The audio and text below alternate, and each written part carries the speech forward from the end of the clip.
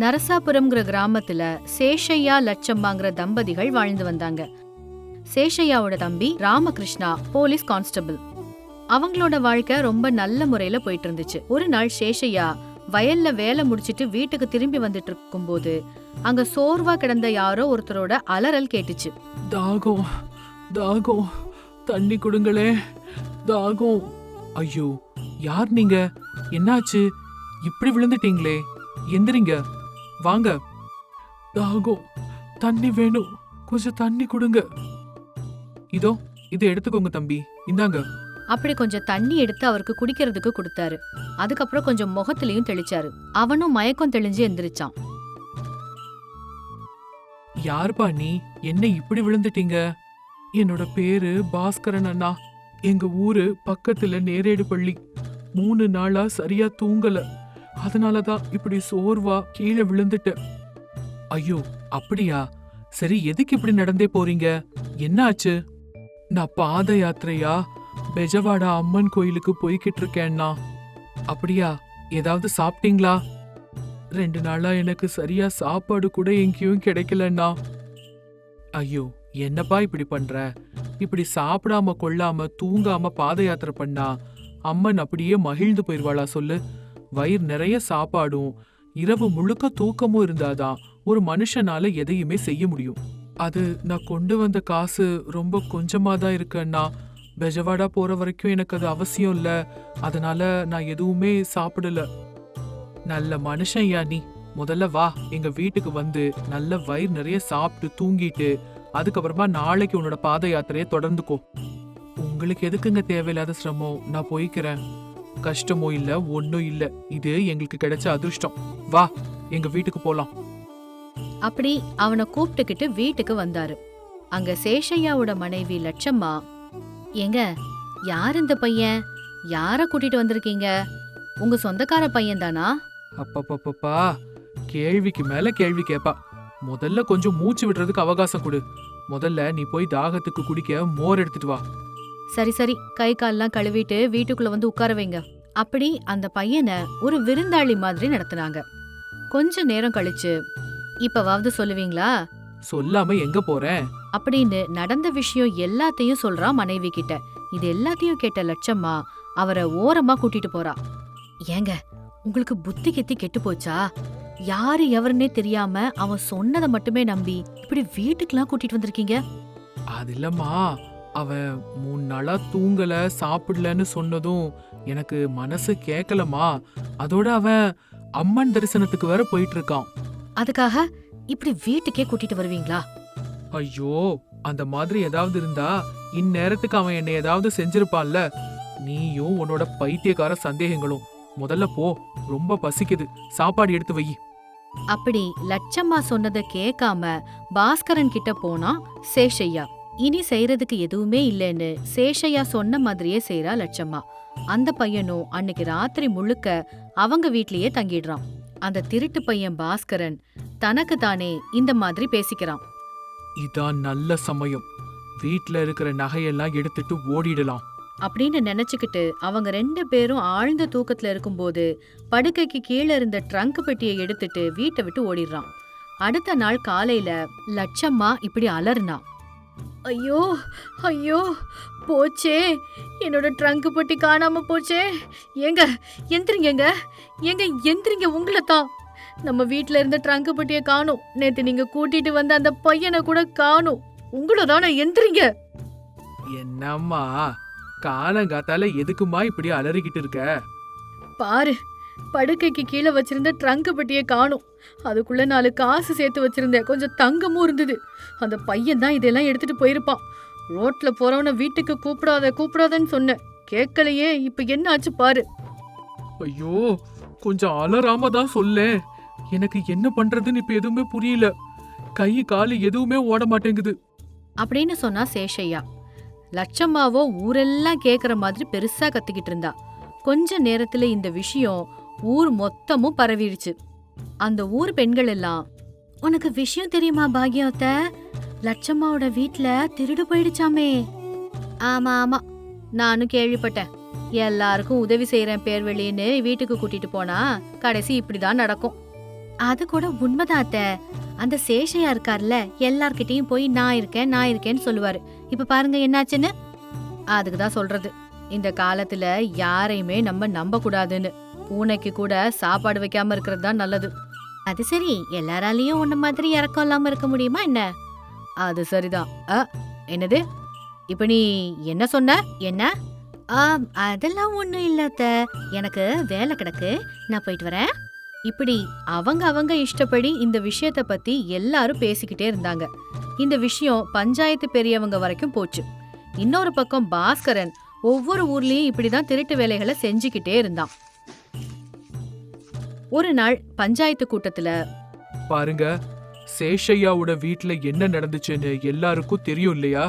ஆமா, இங்க மட்டும் இல்ல, பக்கத்து ஊர்லயும் இதே மாதிரி ஏதோ நடந்துச்சாம். நம்ம ஊரு எல்லையில எல்லாரும் பேசிட்டு இருந்தாங்க பெரியய்யா. அப்படியா துளசி? ஆனா என் காதுக்கு இந்த விஷயம் வரவே இல்லையே. ஆமா அத்தை, உங்க வரைக்கும் வரலன்னா ஆச்சரியம்தான். உங்களுக்கு தெரியாம ஏதாவது ஒரு விஷயம் இந்த ஊர்ல நடந்துருமா என்ன? போதும், இப்ப பிரச்சனை அது இல்ல.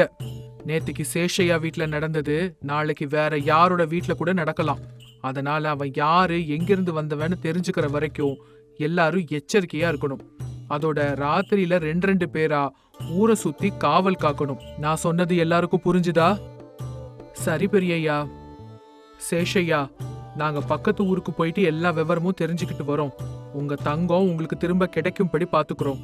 ஆமா, உங்க தம்பி போலீஸ் கான்ஸ்டபிள் தானே, அவனுக்கு விஷயத்த சொன்னீங்களா? ஏற்கனவே அவனுக்கு இந்த விஷயத்த பத்தி சொல்லிட்டேங்க ஐயா. சரி, எல்லாரும் வாங்க, பக்கத்து ஊருக்கு போய் ஏதாவது விவரம் கிடைக்குதான்னு விசாரிச்சு பார்க்கலாம் அப்படின்னு கொஞ்சம் பெரியவங்க எல்லாம் பக்கத்து ஊருக்கு போறாங்க. அங்க போய் இந்த மாதிரி ஏதாவது சம்பவம் நடந்துச்சா அப்படின்னு விசாரிச்சு பாக்குறாங்க. இன்னொரு பக்கம் இந்த பாஸ்கரன் தனக்கு தானே, ஆஹா, எவ்வளோ ஒரு கிழவி அங்க தனியா உட்கார்ந்துட்டு இருக்கா, சீக்கிரம் போய் அவள்கிட்ட பேச்சு கொடுக்கணும் அப்படின்னு நினைச்சுக்கிட்டு அந்த வயசான பாட்டி கிட்ட போனான். பாட்டி, ஓ பாட்டி, ரொம்ப தாகமா இருக்கு பாட்டி, குடிக்கிறதுக்கு கொஞ்சம் தண்ணி கூட. யாருப்பா நீ? உனக்கு இப்போ என்ன வேணும்? குடிக்கிறதுக்கு தண்ணி பாட்டி, தண்ணி. எனக்கு காது கொஞ்சம் கேட்காது தம்பி.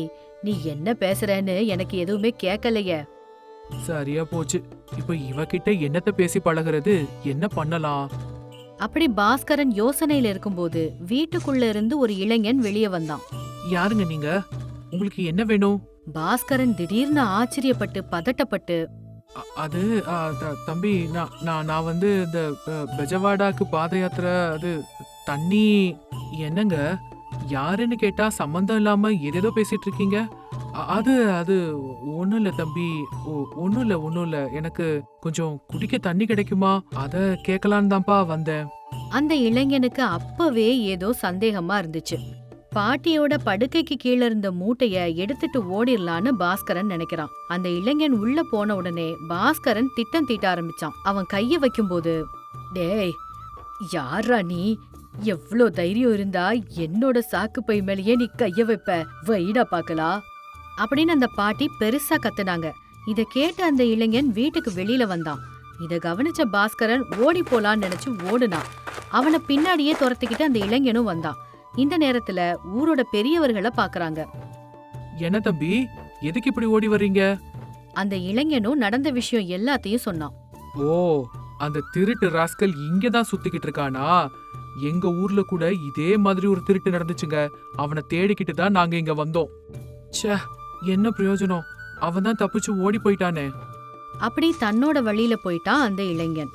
அப்போ அந்த ஊர் பெரியவங்களும் மத்த ஊர் மக்களும் அந்த திருடனை எப்படியாவது புடிச்சு இந்த சிக்கலுக்கு ஒரு தீர்வு கண்டுபிடிச்சே ஆகணும்னு நினைச்சாங்க.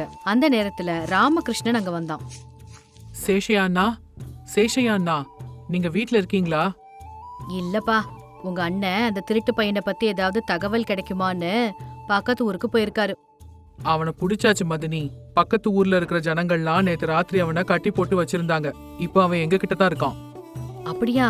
உடனே இந்த செய்திய உங்க அண்ணன் கிட்ட சொல்லணுமே. இங்க அங்கன்னு எப்படியோ இந்த செய்தி அவங்க எல்லாருக்கும் போய் சேருது. அவங்க எல்லாரும் சேர்ந்து ஒன்னா அந்த திருடனை போய் பார்க்க போனாங்க. ஏண்டா திருட்டு நாயே, பாத யாத்திரை அத இதன்னு சொல்லிக்கிட்டு என் புருஷனையே ஏமாத்தி என் வீட்லயே நீ திருடிட்டு போனியா? ஐயோ பாவமே நினைச்சு உனக்கு உதவி பண்ணேன் பாரு. இப்படி ஏமாத்துவேன்னு நான் நினைக்கவே இல்ல. பாஸ்கரன் மட்டும் எதுவும் பேசாம அமைதியா நிக்கிறத பார்த்து ஊர் பெரியவர், டேய் வாயை திறந்து பேசுடா. அந்த பைசாவெல்லாம் எங்க வச்சிருக்க? இன்னும் எத்தனை பேர் இந்த மாதிரி நீ ஏமாத்திருக்க சொல்லு. இவன்கிட்ட எதுக்கு பேசிக்கிட்டு இருக்கீங்க?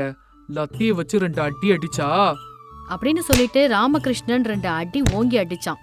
அடி பொறுக்க முடியாத பாஸ்கரும், அடிக்காதீங்க அடிக்காதீங்க, நான் எல்லா விஷயமும் சொல்லிடுறேன். அதான் அப்படி வாடா வழிக்கு.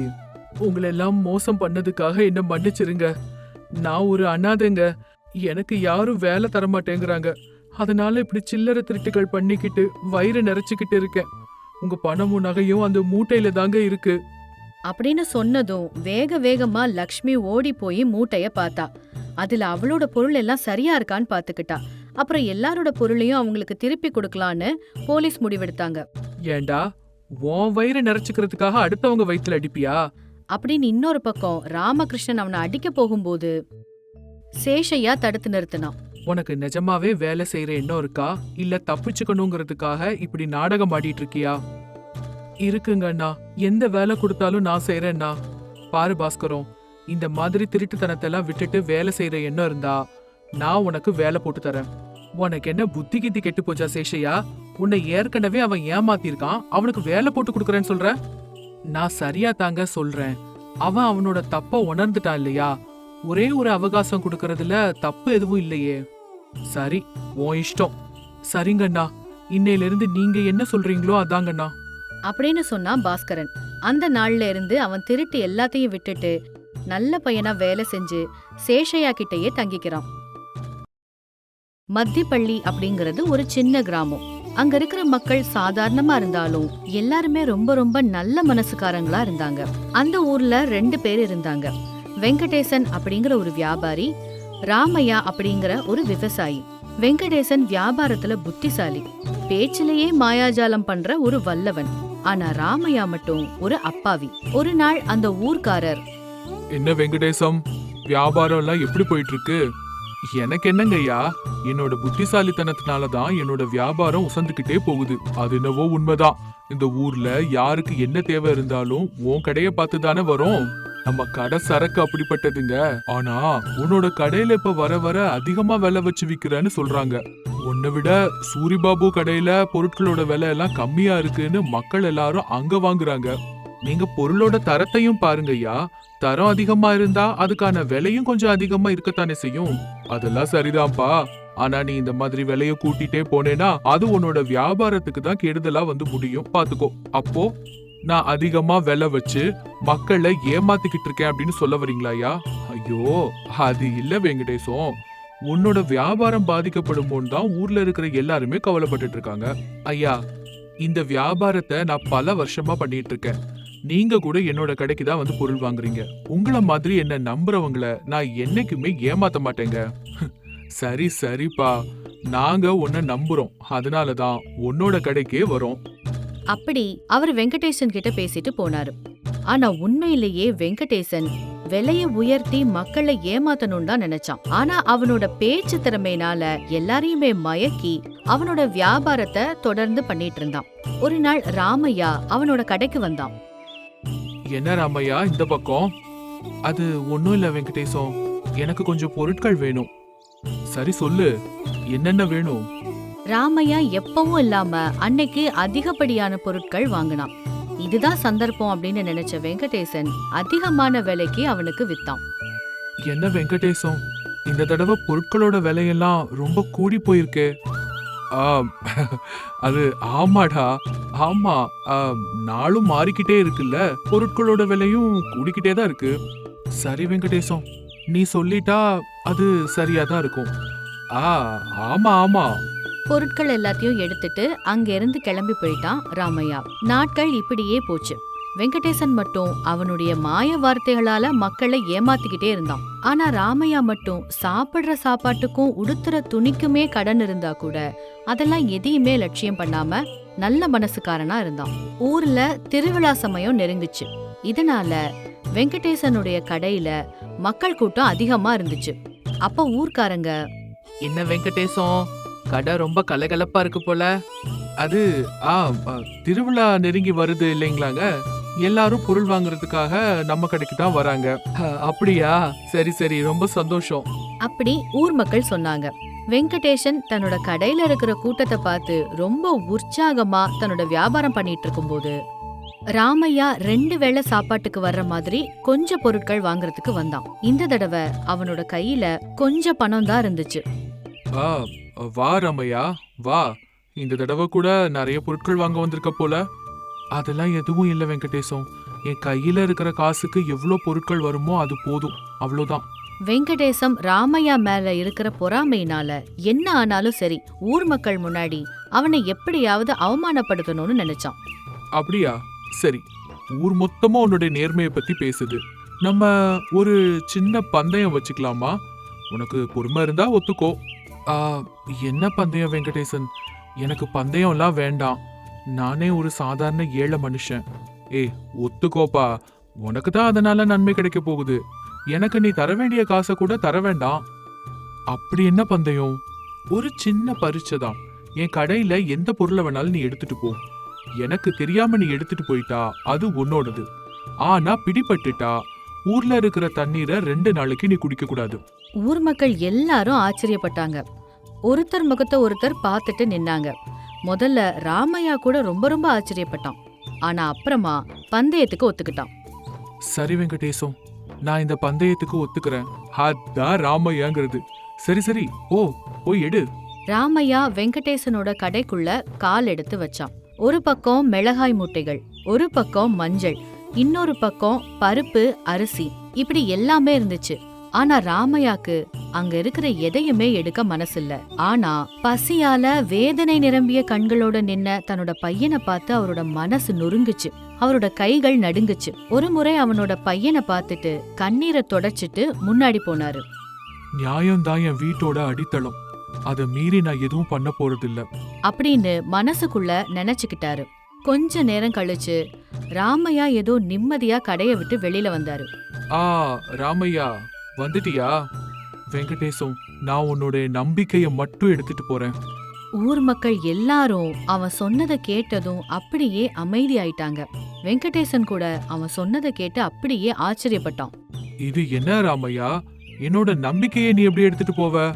நீ என்னை ஏமாத்த முடியும்னு நினைச்ச. ஆனா என்னால உன்னை ஏமாத்த முடியாது. உன்னோட நம்பிக்கையவே எனக்கு பரீட்சையா நீ வச்ச. அதையே ஒரு பொருளா இப்ப நான் இங்க இருந்து எடுத்துட்டு போறேன். என்னோட வயிறு பசிய தாங்கிக்கும். ஆனா என்னோட மனசுக்கு மட்டும் இந்த ஏமாத்துற புத்தி வரவே வராது வெங்கடேசம். அத கேட்டு வெங்கடேசன் தலை குனிஞ்சு நின்னான். ராமையாவோட பையன் அவங்க அப்பாவை கட்டி பிடிச்சுக்கிட்டு அழுதான். ஊர்ல இருக்கிற எல்லாரும் ராமையாவோட நேர்மைய புகழ ஆரம்பிச்சாங்க.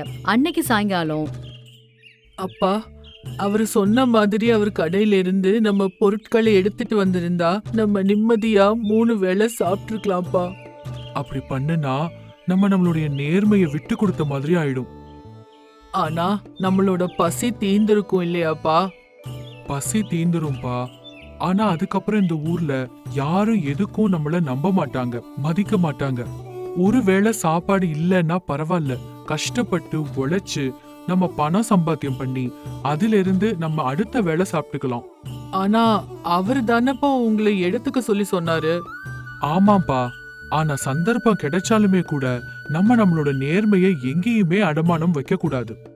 உயிர் இருக்கிற வரைக்கும் நேர்மையா கஷ்டப்பட்டு உழைச்சு சாப்பிடுறது தான் எப்பவுமே கௌரவம். நாளைக்கு நீ கூட அதே மாதிரி வாழ்க்கை தான் வாழணும். சரியாப்பா? சரிப்பா, நீ சொன்ன மாதிரியே நான் நடந்துக்கிறேன். அதான் என் பையங்கிறது. இப்படிதான் இருக்கணும்.